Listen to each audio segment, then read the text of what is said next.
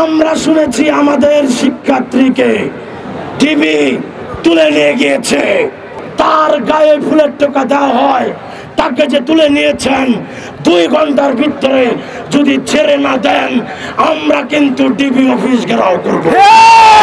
আপনারা জানেন আমাদের লং মার্চ টু যমুনা করতে গিয়ে আমাদের বর্ষিয়ান শিক্ষক, আমাদের শিক্ষার্থী ভাই ও বোনদের উপর এবং আমাদের সাংবাদিক ভাইদের উপর যে হামলা, ন্যাক্কারজনক হামলা করা হয়েছে, সেই ন্যাক্কারজনক হামলায় যারা যারা জড়িত তাদেরকে ব্যবস্থা না নিয়ে সামান্য একটি বোতল কাণ্ডের ঘটনাকে বড় করা হচ্ছে।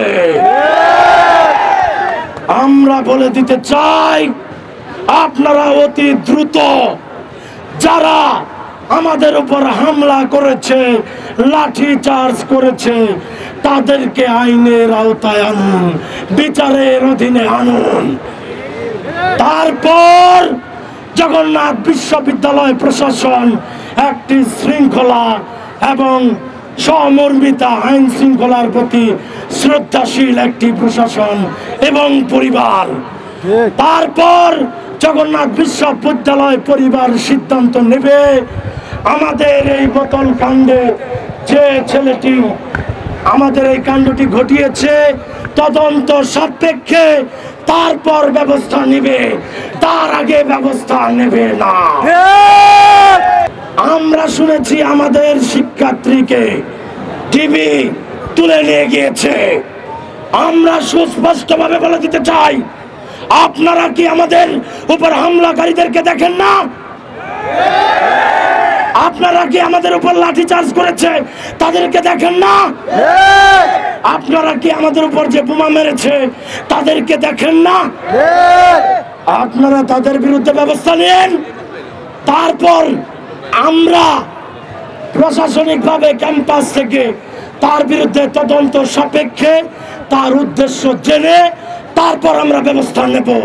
তার আগে যদি তার গায়ে ফুলের টোকা দেওয়া হয়, তাকে যে তুলে নিয়েছেন 2 ঘন্টার ভিতরে যদি ছেড়ে না দেন আমরা কিন্তু ডিবি অফিস ঘেরাও করব। 2 ঘন্টার মধ্যে আমাদের ওই ভাইটিকে ছেড়ে দেবেন।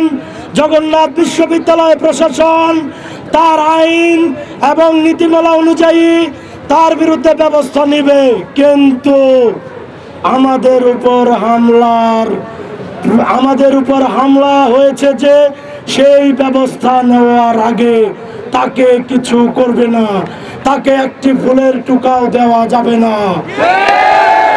আমরা প্রতিনিধি দল পাঠাচ্ছি, আমাদের প্রতিনিধি দলের কাছে তাকে হস্তান্তর করতে হবে। বলে দিলাম, সময় মাত্র 2 ঘন্টা। আমাদের রক্তের উপর দিয়ে গড়ে ওঠা ইন্টারিম সরকারকে বলতে চাই, আপনার ঘুম ভাঙান, আপনার ঘুম ভাঙান, আমাদের দাবি মেনে নেন। আমরা পড়ার টেবিলে ফিরে যাব মাত্র 2 মিনিটের নোটিশে, মাত্র 2 মিনিটের নোটিশে আমরা আমাদের পড়ার টেবিলে ফিরে যাব। কিন্তু যদি আমাদের দাবি মেনে না নেন তাহলে দাবি আদায়ের আগ পর্যন্ত আমরা যারা গণ অনশন করছি তারা গণ অনশন করতে করতে মারা যাব, এখান থেকে সরব না।